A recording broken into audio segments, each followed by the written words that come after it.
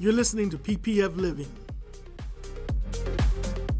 So I like coming to Club Success because I get to meet interesting people here and help work on my mental illness.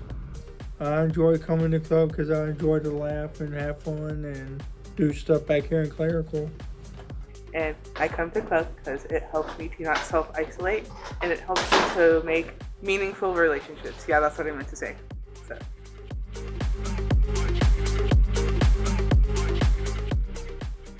Welcome to p.p.F. Past, Present, Future Living, where we explore real life through the lens of mental health, community, and connection. I'm Jason, and this podcast is produced by the members and staff of Club Success, a mental wellness clubhouse in Lakeland, Florida. Clubhouse's social and economic inclusion, like working with people to maintain relationships and working on tasks, reverses the alarming trends of higher suicide, hospitalization, and incarceration rates associated with mental illness. Here at p.p.F., we believe mental health can be influenced by many things, big and small, like friendships, hobbies, daily stress, physical health, or even creative outlets like gaming. Through this podcast, we hope to share stories, tips, and conversations that support recovery and overall well-being. Today's episode is all about nutrition, wellness, and mental health. We'll dive into how everyday food choices and self-care habits can affect our mood and overall well-being, and hear from both members and special guests. And now, let's get started. Welcome to the p.p.F. Living, a podcast presented by Club Success, where we explore real life through the lens of mental health, community, and connection. I'm your host, Ethan. Today we are focusing on the connection between nutrition, wellness, and mental health. How the food we eat, the routines we keep, and the way we care for our bodies can influence how we feel mentally and emotionally. Whether you're someone who already thinks about wellness or you're just starting to wonder how nutrition affects your mood and energy, this episode is about exploring those connections in a realistic, supportive way. So take a breath, get comfortable, and let's dig in. We're joined today by members of Club Success community, and we're also excited to welcome a new staff member into the conversation. Before we dive in, let's take a moment for everyone to introduce themselves. I'm Wayne. Hi, I'm Madison. And we're also excited to welcome Karen Webb, a new staff member here at Club Success. Hello, I'm Karen. Karen is a clubhouse generalist and brings a background in nutrition and wellness. Karen, we're really glad to have you with us today. Can you tell us a little bit more about yourself and how your background connects to wellness, nutrition, and mental health? Sure. So I always say I have two main passions in my life, which is food and people. So I have a background in social work, which involves working a lot with people, and I also have a background in culinary arts, which involves working with food. So I've always found ways to kind of put those two passions together.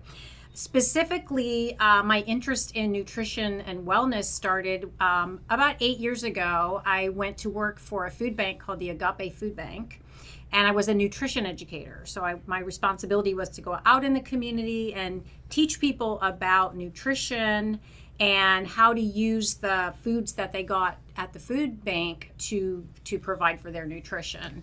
So that was my first exposure to kind of working in nutrition, and I've kind of been working on doing that ever since. So those are two very important things to me. All right, awesome. To get us started, let's talk about what wellness and nutrition means to each of us. When it comes to your own mental health, how do your eating habits or daily routines affect how you feel? One will be that we don't feel sluggish if we eat healthy instead of junk food. Junk food will make you sluggish. I don't really eat healthy. So how does that make you feel? It makes me feel like not very well, but I try to eat healthy, you know. Yeah, I think for me, it's important for me to remember to eat all my meals, like my 3 meals a day, and also to just kind of keep myself nourished. But also the other part of my daily routine is making sure that I'm getting enough sleep. So I try to practice good sleep habits because I think nutrition and sleep they're kind of related to each other and they all kind of work together. How does your sleep habits affect your mental health and the routine on nutrition as well? My sleep habits are very well done. I sleep 8 to 10 hours a day. My eating habits are very good. I don't eat a lot of junk food. I try to eat healthy foods. And I work out to stay in shape. Wellness and nutrition means to me that it would have to be like a sleep schedule, healthy foods, and mainly importantly, just keeping self-care done. I feel like when I exercise and I eat clean, I feel a lot better about myself. It kind of gives me the energy that I need other than what sugar brings, and I get kind of a better night's sleep as well. So when it comes to your own mental health, how does your eating habits or daily routines affect how you feel? The routine of my eating habits makes me feel energized, and I can get more things done during the day. But if I don't get the right foods, I don't feel as well. That basically goes the same for me. Like, I have a problem with, like I said, eating healthy. So if I don't, I get very sick afterwards. How does that really make you feel? Like, It makes me feel like I don't want to, like, do anything because I feel so bad. And that it just makes me feel terrible, you know? right? I really know. I kind of agree with Wayne and Madison. I really notice if I go a day just eating like junk foods, I can feel it. My body feels different, and especially with me with sleep, if I don't get a good night's sleep, it affects me. Like, I don't have energy during the day. It's hard for me to focus on the things I need to do. And when I'm tired, then I go eating more junk food. So I make my nutrition choices are not as good when I'm tired because I'm like, I don't feel good, so I think I'm just going to eat this, cookie or whatever. So that's kind of how I've noticed it affects me. And I think for me, like I said, when I eat clean, vegetables and fruit and healthy stuff, that it does really energize me and makes me feel like my body's detoxifying, if that makes sense. And my daily routines are a lot better. I usually get better sleep, so then I'm more awake in the morning and focused. That's kind of my take on that. When we start thinking about wellness, food often comes up as part of that picture, which leads us into our next question. How does what you eat, or whether you eat regularly, affect your mood or energy during the day? I would say if you don't eat 3 meals a day, you're going to feel a little off in your mental health and otherwise. But if you do eat 3 meals a day, you're going to be feeling better about the day and what you eat. It affects my mood and energy during the day because if I even miss 2 meals, I'm very, very tired because it just drains a lot out of my energy.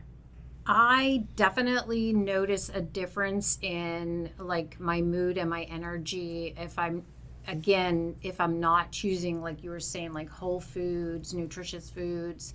And one of the things I learned when I was teaching nutrition to people was we eat to fuel our bodies and we think about our bodies, but a lot of times we don't take into account that we're also fueling our brains. So like our brains are working 24/7. Even if we are laying down sleeping, our brains are still working. So we have to give our brains a constant supply of fuel. It's like if you have a car, a really nice car, you have to put really good gas in that car for that engine to run right. So I think for me, I feel like if I'm not eating, if I really make good nutritious choices, I can feel the difference in my brain, not just my energy level, but my mood and how I feel. Whereas if I eat more processed foods, I notice that I have a hard time focusing and I don't really make good choices.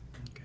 Yeah. For me, I feel like when usually a lot of times I don't eat breakfast because it messes with my stomach. But I do, and so that kind of makes me sluggish a little bit in the morning and not as focused. And so that kind of leads several hours where I'm kind of in a fog, and it kind of finally lifts around, 10, 11 o'clock if I get something to eat, like some protein or something like that. But if I do eat kind of in the morning, I do notice that like I do better. I'm more focused and I'm more concentrated on whatever I'm supposed to be doing. That's my take. Have you noticed the difference between the meals when meals are skipped or routines are off? Yes, I noticed that I'm not mentally sharp if I skip meals, especially for a whole day. If I'm trying to fast for any reason, I don't feel physically fit or mentally fit. I gotta agree with Wayne. That happens to me too. All right. And then Karen? I just get really tired, and like I notice, like I said, I really have a hard time focusing my brain. Not just when I skip meals, but when I go through the day and I don't eat any nutritious food that day, I notice a big difference. Yeah. Okay. For me, I do feel a little bit a difference when I don't eat in the morning. And if I do eat like at lunch or dinner, it does affect me a little bit. Just the way my body handles the food and stuff like that. And if I'm eating a lot of different, sugars and carbs and stuff like that, it really kind of throws me off a little bit, and it messes with my sleep, I think, too, as well. So I'm really glad that you brought up like sleep and nutrition. Like I think they two really work hand in hand to me. Like if I've gotten into the habit before of like eating late at night. Like I had my dinner, I should be good for the day, but I'll be like, oh, I need a snack, and I'm grabbing something to eat at like 10 o'clock at night. And I know I feel like I do not sleep that night. Like that night I will not sleep. I may sleep, but I won't sleep very much, and it won't be good sleep. So I think for me, it's like learning about myself, and then I can have that conversation with myself like, Karen, you don't need to eat a snack right now. You had a good dinner. If you eat at 10 o'clock at night, you could have a nightmare, and you could have that go straight to your body and make more fat for your body, eating at 10. 100%. And I do feel like I do that quite a bit though too. Like I'll have dinner and then I'll be hungry at like night, and I'll eat before I go to bed, and if it's sugar like ice cream or something, then I stay up, and it just really messes with my sleep. So And I think being aware of that I'm gonna have that craving, and I need to be aware of it, then I can have those self conversations with myself. Yeah. even when we understand the connection, it doesn't always make things easy. So let's talk about what gets in the way. What makes it hard to focus on nutrition or wellness when mental health is already a challenge? What kind of barriers come up for people? I would say if I'm mentally sick, I can't really decide on anything in the good point of view of my mental illness and eating healthy and all that. Because when I'm sick, I'm really down. So yes, whenever that happens to me, I will not mentally be okay. I get very bad insomnia, and I can't sleep. I hyperfixate on things, and it's hard. And would you like to change anything with that, or? Yeah, I like to learn how to change anything with that. All right. And what are some tools that you think you could use to kind of make those changes? I'd have to say probably like different stuff like coping skills and fidgets and everything. And Karen? Yeah, I think when I have times when I'm really anxious and stressed and like worried about things, first of all, I start like my brain kind of takes off and starts spinning out like worst case scenarios, and I really lose my appetite. The first thing that happens is I don't want to eat, and that's when I really get into trouble with not getting the nutrition that I need. Okay. Me, I think some barriers to when I'm already in that state of a depressed anxiety state, it really does affect how I eat, what my routines are. It kind of basically like I just kind of shut down, and I don't really know. Then I get lost, and I don't know what exactly I'm doing, and so I just kind of go through the motions on that. I don't know if anyone else has experienced this, but I also like, one thing is I do lose my appetite, but then like I'll stop, I won't eat for a while or whatever, and then I do the kind of the opposite, which is like stress eating. Mm-hmm. You know, it's like, and I think our bodies, like when we're stressed, I think we physically crave like processed food. So then when I do eat, I'm like, chips or cookies or whatever. So like, I think that's the other side of it, is not just eating for stress or comfort eating, but choosing things that don't have really any nutrition at all. And then I think that kind of makes it worse. Then it makes my anxiety and stress worse. If you eat wrongly and you're stress eating, or if you're basically eating just because you're wanting to eat, it can be detrimental to your body. Despite those challenges, many people still find small things that help, which brings us to our next question. What's one small, realistic wellness habit that has helped you, or that might help someone listening feel better mentally? Always eat your fruits and vegetables and good foods to keep your mental health sharp. All right, and Madison? Probably listen to some ASMR. All right, that's good. And what about ASMR works for you? Mostly like the sounds they make in it, and just the tapping and the scratching of the mic. It helps relax me. All right, and Karen? I think for me, one thing that I don't think we necessarily brought up yet, but like when I do physical activity, like try to do that every day, and that doesn't mean like I have to like run a mile or go to the gym, but if I just go out and walk around the block or take a little short walk, I really notice a difference in that affecting my everything, my energy level, my nutrition choices, sleep, everything. And the other thing, I know you asked for one, but can I give two? Yeah, you're good. The other thing is staying connected to other people. That is so important to me, that I, at least a few times a day, like I love, part of what I really love working at Club Success is that I am surrounded by people all day. And I think when we do that, that is really good for not just our mental health, but it's actually good for our physical health as well. So those are my tips. All right.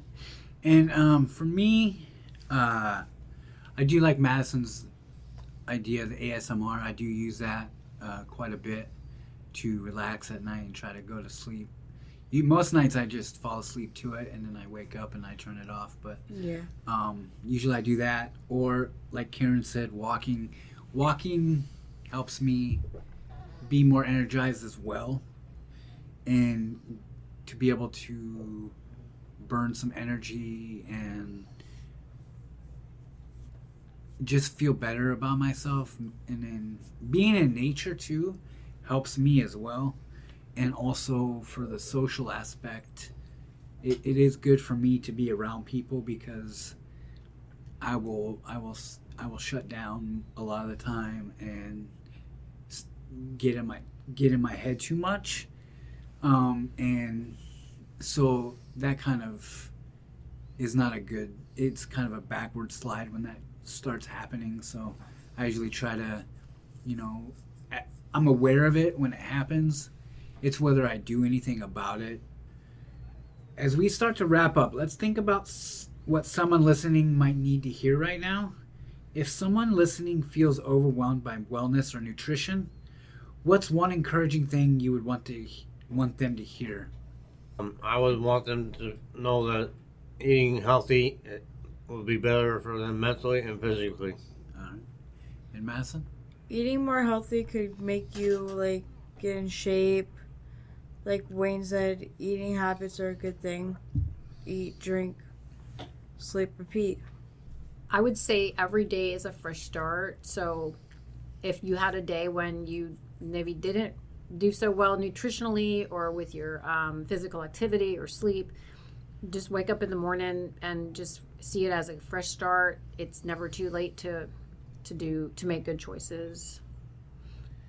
I think for me, my take would be that get into nature and really try to, whether it's walking or biking or hiking or whatever, and eating cleanly really does affect your overall health and well-being. And I think if you're overwhelmed by it, just try to get out in nature and really just take in that moment and really listen to what your body and the universe is really saying to you.